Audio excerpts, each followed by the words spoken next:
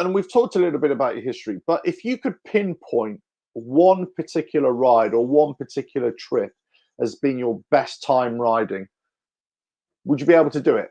Or is it your next? Is it a case of, well, my best time will be my next time riding? RevelatorAlf.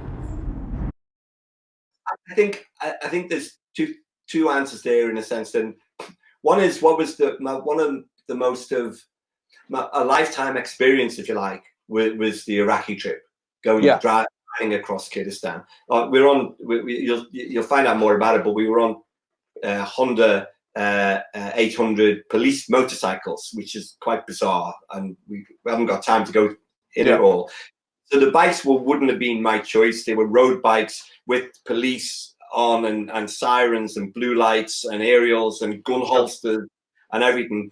From an experience point of view, not with the bike, but with the place was incredible. And meeting the Kurdish people and the Iraqi people was phenomenal.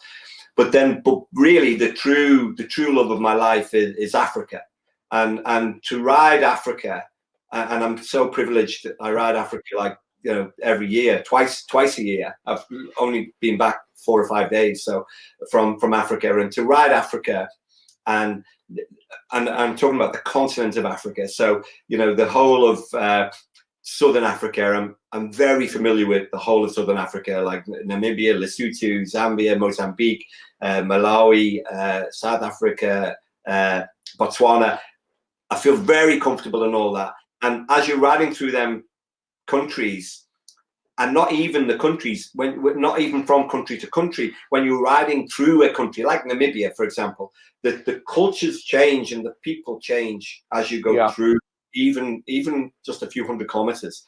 You going through tribal areas where you'll meet Herero women, a famous tribe in Namibia, and you'll interact with that culture. You go a bit further, and there's the Himba tribe, and you come across the Himba tribe, and the same in Zimbabwe. As you're going through Zimbabwe, you're crossing different boundaries within the country and meeting different people and sensing a different culture, sensing a different language. And I just find Africa just incredible. That all of and any negatives you hear about Africa, even South Africa, with the high crime rate, it's completely offset by all of the good stuff. And the top layer on top of that is your wildlife.